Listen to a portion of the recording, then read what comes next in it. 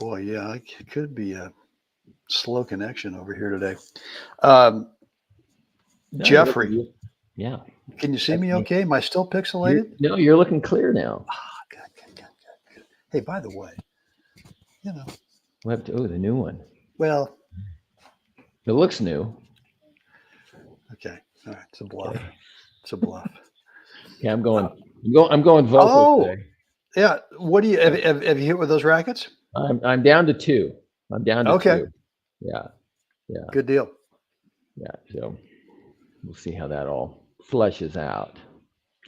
Yeah, good. So Good. What's the yeah, deal? Just going to give you some sticks and some gear and that kind of yeah. stuff? There's they've got. I've seen the hierarchy. I know I'm not 200 in the world, so that that puts me into a different bracket, and then I'm you know, so, Okay. we'll see. We'll see Yeah. what Marty can work out for me. Well, but I still think you go to Volco and say, but if I wanted to, I could be 200 in the world. I just don't feel Right. it. I don't feel it I right feel now. like yeah. What do you feel? Yeah. Yeah. What's my What's up there, Lefty? I identify as top 200 in the world. Oh, don't get me started. Yeah. Yeah, this could be as Mark says, watching Rublev Alcaraz. Yeah. This could be a low attended session today, Jeff, on the live Yeah. part. That's right. Yeah. That's all right. Morning, Rich. Morning, Mark. So, well, let's get rolling. What's the right shot? Number 440. Jeff, you're coaching on aggressive versus steady, and I purposely kind of left that very general. Didn't say singles, didn't say doubles, didn't say shot choice, didn't say court positioning. Right. So, and you and I talked a lot about this after yesterday's What's the Right Shot episode. And I just think it's a great topic. So the floor is yours. The microphone is yours. The stage is yours. Go for it. All right. Yeah. All right. So first, I'd say this, like, steady in and of itself is a strategy, right? People by any other name you could say pusher, right? Steady. He's just a steady Eddie, kind of hits a monotone ball, pusher.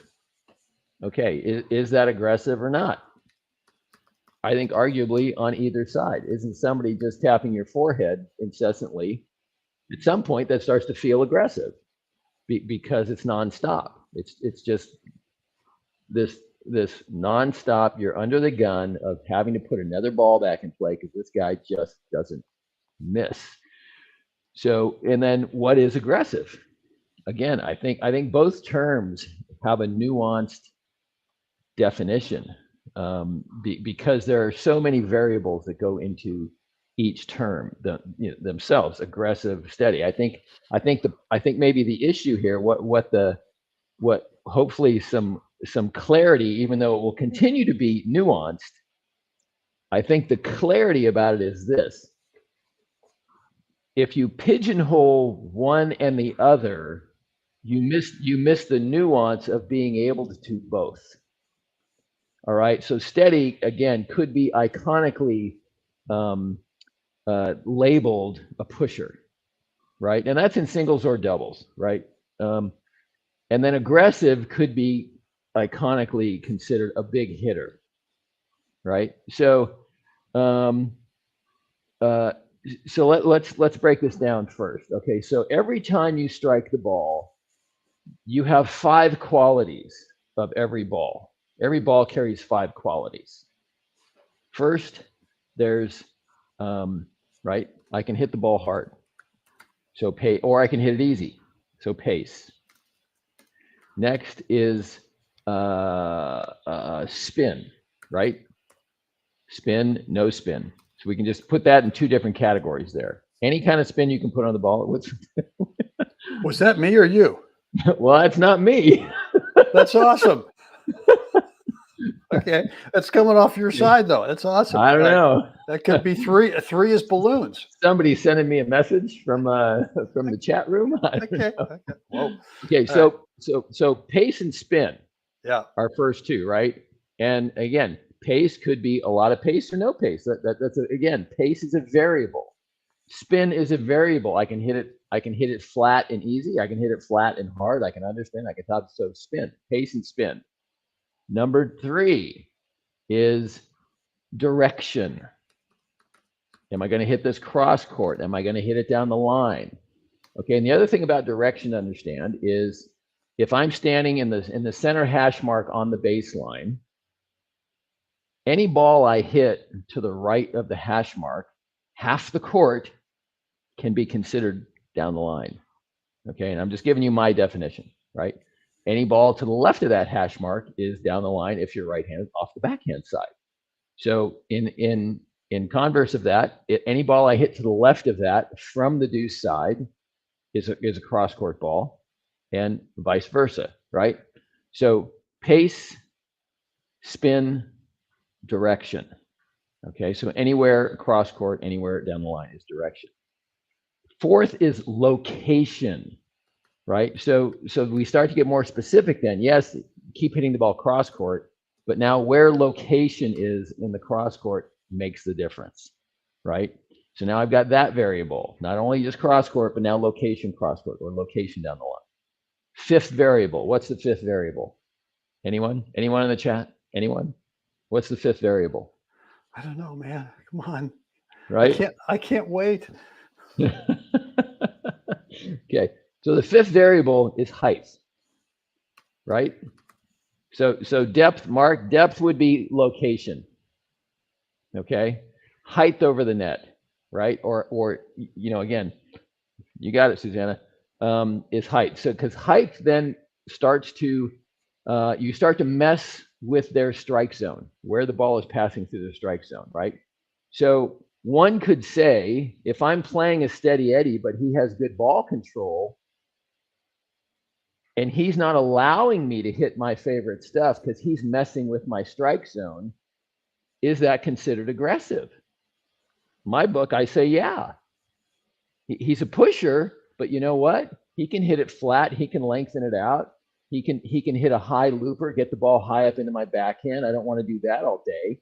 But this guy can construct a point and actually inflict pain by adjusting some of these variables on the ball that he hits. So for me, the classic definition of steady is just a basic pusher, a guy that just puts the ball back in play, and he doesn't really do anything to the ball. He's just this steady Eddie, runs everything down and all that. But that's not how I see it. I'm just defining it there, just in this little closed box. But I don't see it that way. Again, if he's an accomplished player, a steady player has command over the ball, and so that steady player can be aggressive in this nuanced fashion. Right? Okay, let's flip side now. Aggressive. Aggressive now still has command over these 5 elements, right? But maybe he's capable of adding that extra degree of pace. He can actually ratchet it up there and actually now really inflict, if you want to call it a sixth variable, would be hitting higher pace, thus stealing time from your opponent, right? So this becomes very nuanced in how you strategically go about beating somebody. Is how do you adjust these variables? How do you use them in your favor?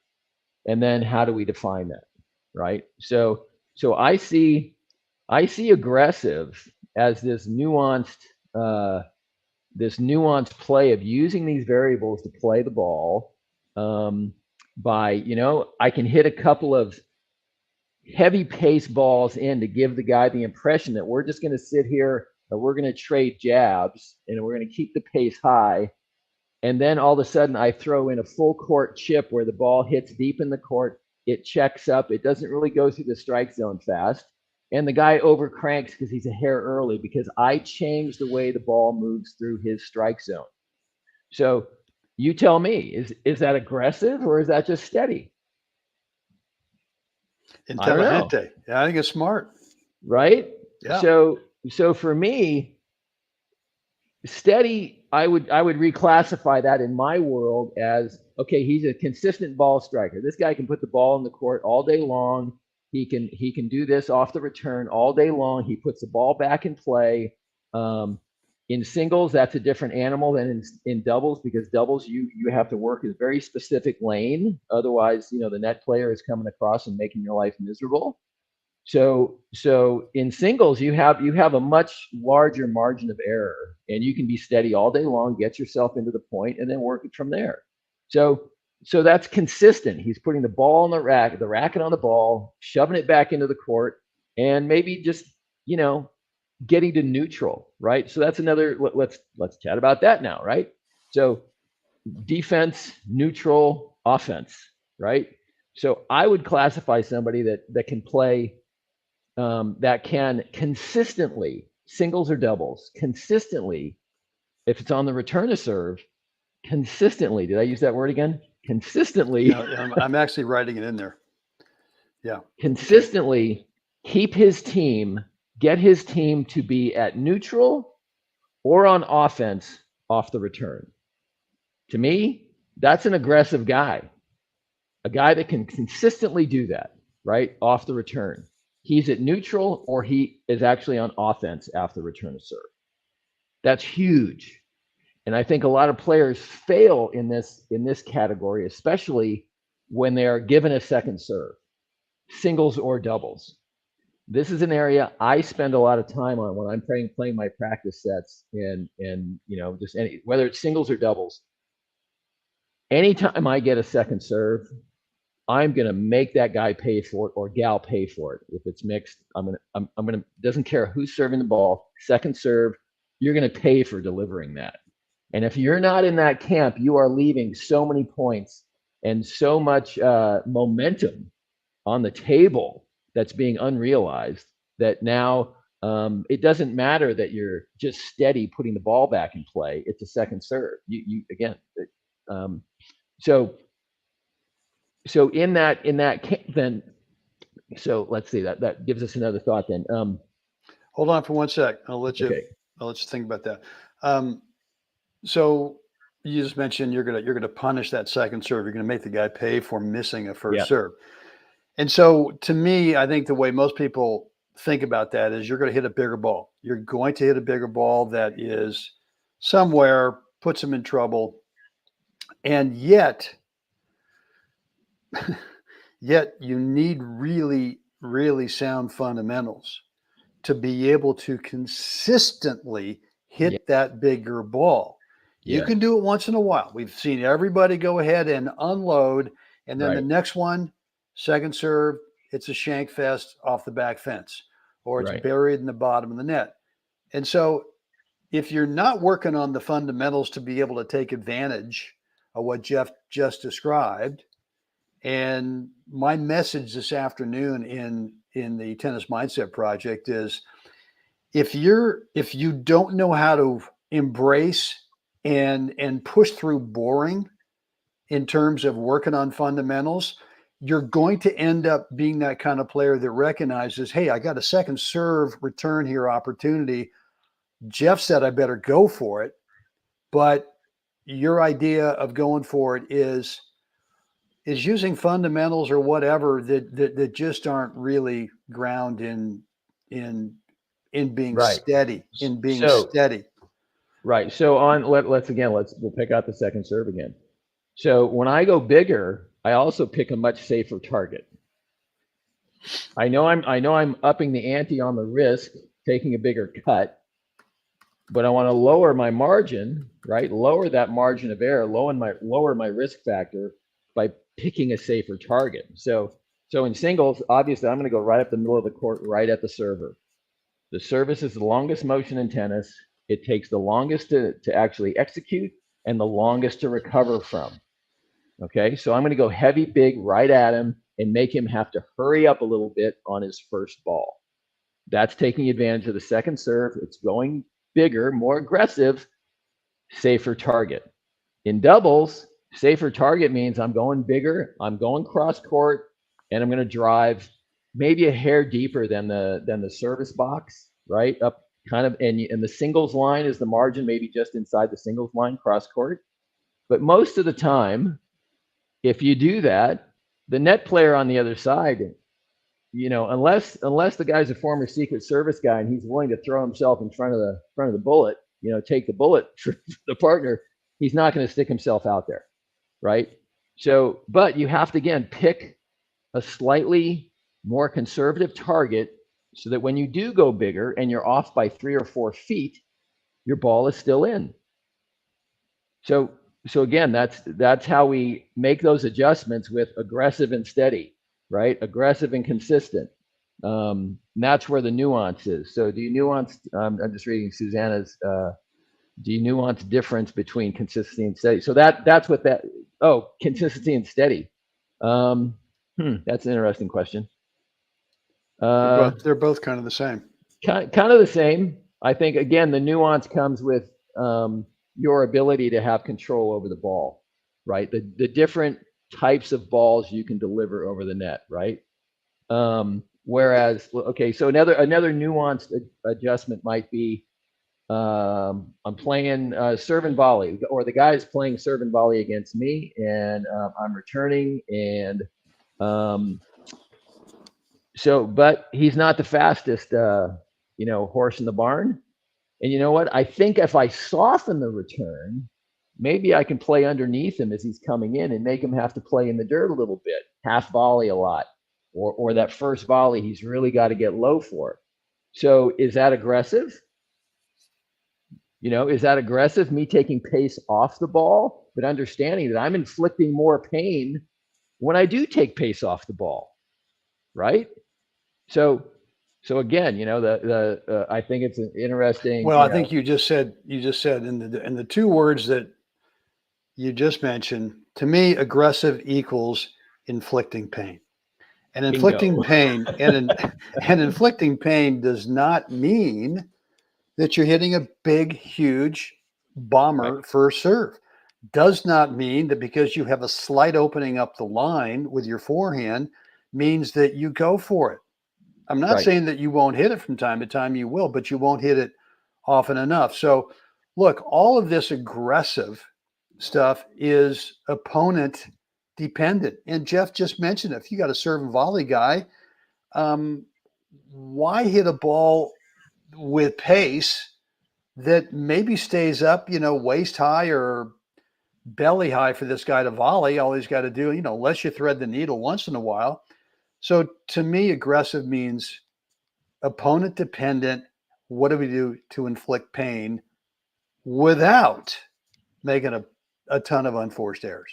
Right. So anybody that has spent any time on the court with me understands. I train my players. We spend a lot of time understanding how to inflict pain in every form and fashion. Drive, two drives deep. Okay, we're going to cut them short now and make them come forward. That's aggressive. That's inflicting pain. Maybe the person doesn't have a great volley. They don't really like coming forward, right? Well, I'm going to make them do things that they don't like to do. I don't know. I kind of think that's aggressive, right? Well, and then how about, we haven't even talked about court position yet. I mean, to me, I used to, as you were too, Jeff, pure serve and volley. Yeah. Both first and second serves in singles, of course, still in doubles, but in singles. And my whole thought was what Mr. Stowe told me. He just said, look, you got to play a forcing game, not where you're the forcing part, the aggressive part is, dude, here's another ball where you have to thread the needle. Yes. Only because I'm not hitting a huge first serve. I'm not hitting a spectacular approach, transitional volley, half volley, whatever. I'm just getting my fanny up there in a position going, all right, it's aggressive court positioning without this thinking that I got to hit a big serve. I got to hit a big volley. I got to do this. No. So to me, and like in doubles as well, if you get really good at a chip charge, type of return to serve in doubles. You're not hitting the ball big, but you're consistently Right. delivering the ball down at that server's feet. And now he's got to deal with the fact that, oh my God, he's coming in again. Right. And so now that transitional shot for the server has to be really precise. Yeah. They get that ball. How fast can I get my opponent to want to look for the exit? Boom. Right.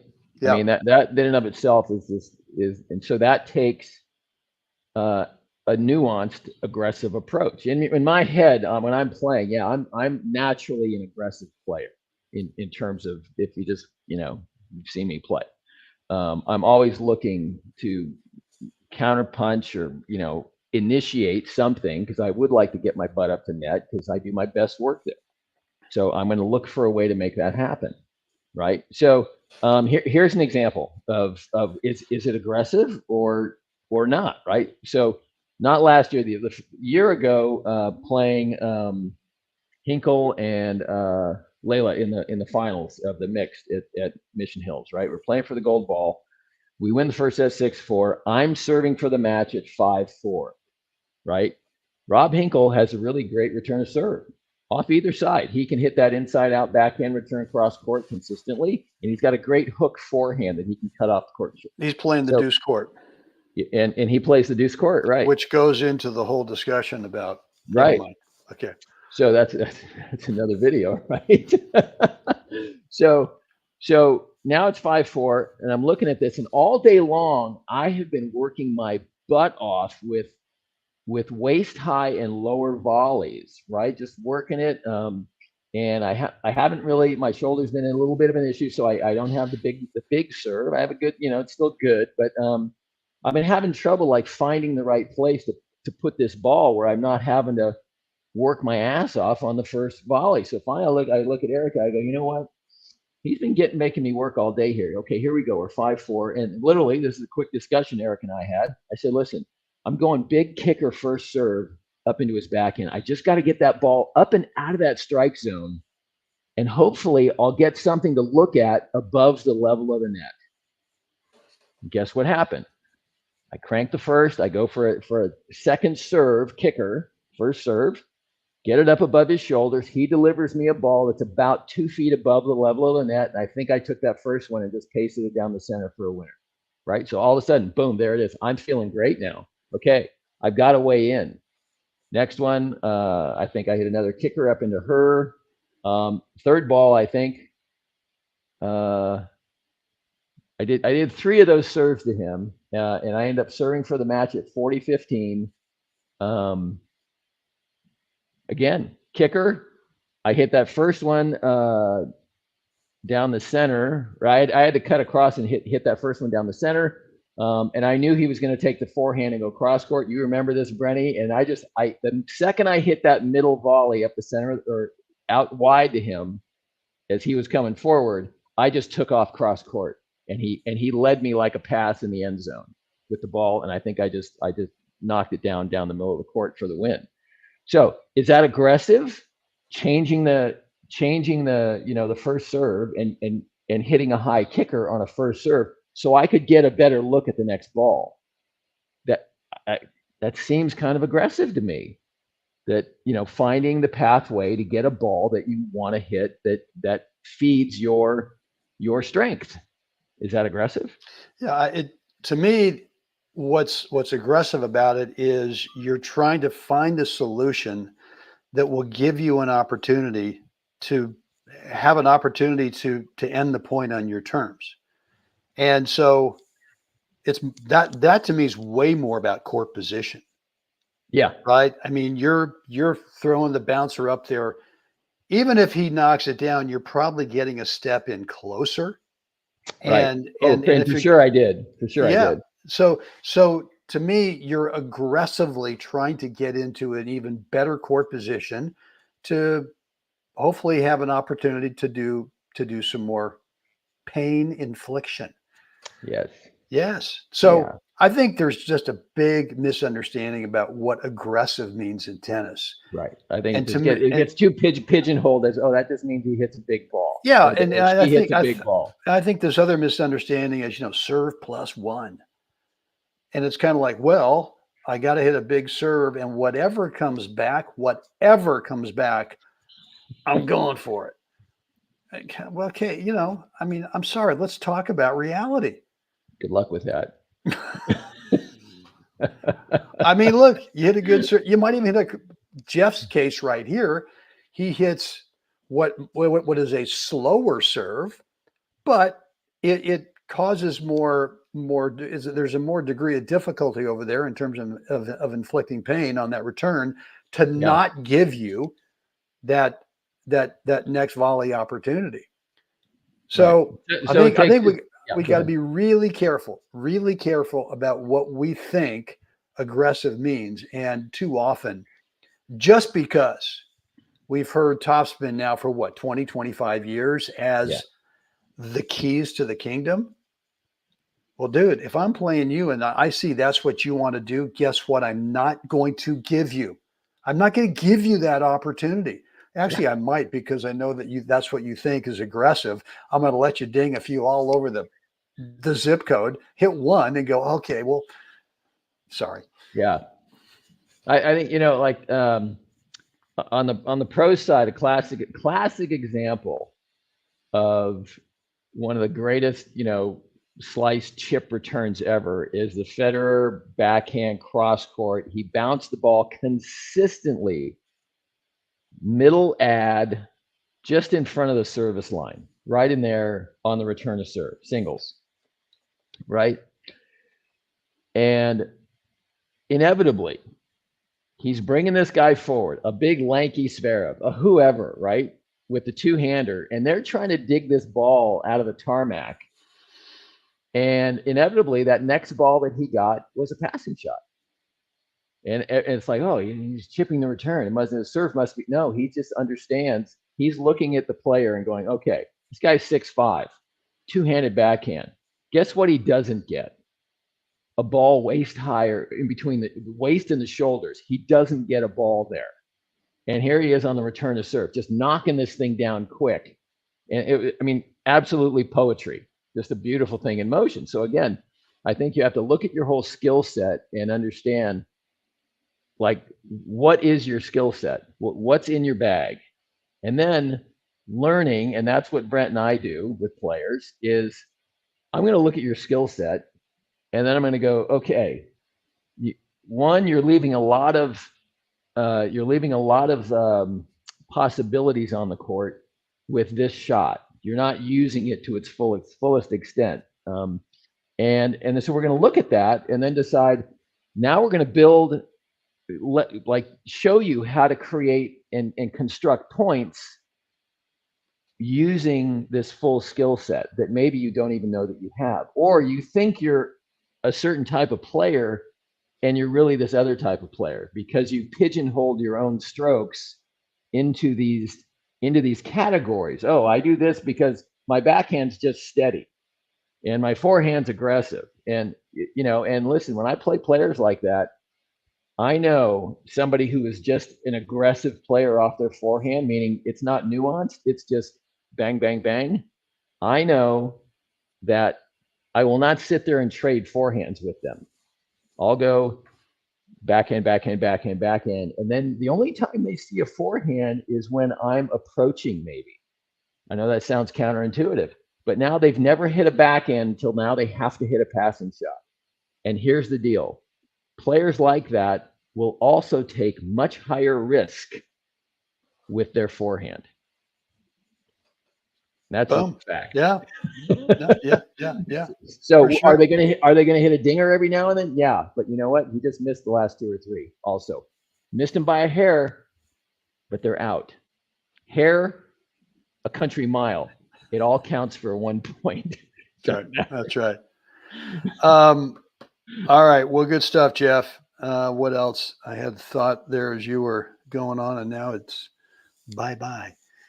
I know what I was going to say. You were talking about helping players identify really what's their best stuff, and maybe either not knowing that, not knowing what their best stuff is, and a lot of that is, I think, a lot of players get coached up to do something that has nothing to do with that individual player.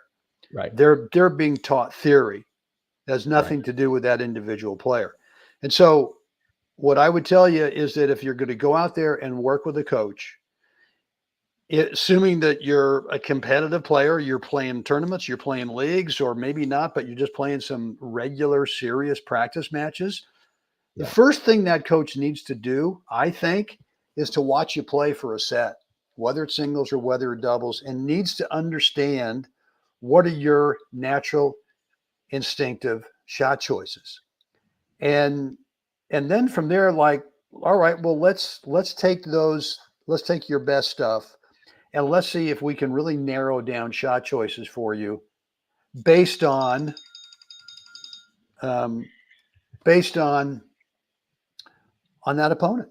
So I think over last year, 2023, my shot choice menu became like so minimal, and I knew what I was really good at, and I knew what I was average at, and so I would take those two things and deploy it against that guy over there, Right. whether it's singles or whether it's doubles, and just go, okay, well, I've got my stuff, I got my toolbox here, it's small, but now I know based on who you are over there, I know how to use it.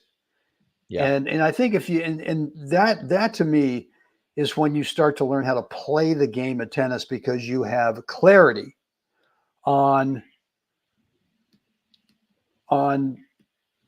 how to use your best stuff and just find their average stuff on a consistent basis, Yeah. where you can inflict pain. If that's aggressive, come on. So Yeah. good stuff today, Jeff, as always. Guys, look, I got to scoot. I got to get ready. I have to get out on the court today. I'm sorry. It's a postcard day here, Bluebird Day here in the. That was very That's Captain Kirkish there. That whole thing was like, oh, got to get to the grass courts. Okay. Anyway, what else? Let's see. Well, again, hope this has been helpful today. Guys, down below, let us know in the description area. Any more questions or comments, remarks, feedback? Love to read those and respond to you there. If you want to keep the conversation private, you can do that. Just shoot me an email, Brent@WebTennis.com, which I got resolved yesterday, by the way. God. Thank you, GoDaddy. And then, or you can shoot Jeff an email, Jeff@jacklets365.com. And love to hear from you guys. All right. That's it for me. Jeff, have a great day with your coaching stuff. I know that you're also in the art studio. You said maybe this afternoon. Yep. Very, very multi-talented guy, by the way, for you folks that maybe don't know. Got to keep that left brain activated. Yeah. And just, if you're like Jeff, make sure that you don't keep it too activated on the tennis court to where you become so creative. Like that's not even geometry that works. That was my original problem as a young player. Yeah, I could do anything with the ball. Well, but you and Carlos. Yeah. Okay. I wish. I mean, often compared. Often compared. Yeah, Djokovic, Federer, Alcaraz. Jackaraz. Yeah. Yeah, would never compare you to Harold Solomon. No. So, all right, guys, that's it. It's time. We got to get out there. We got to help someone else have a great day. Gang, see you guys again next time.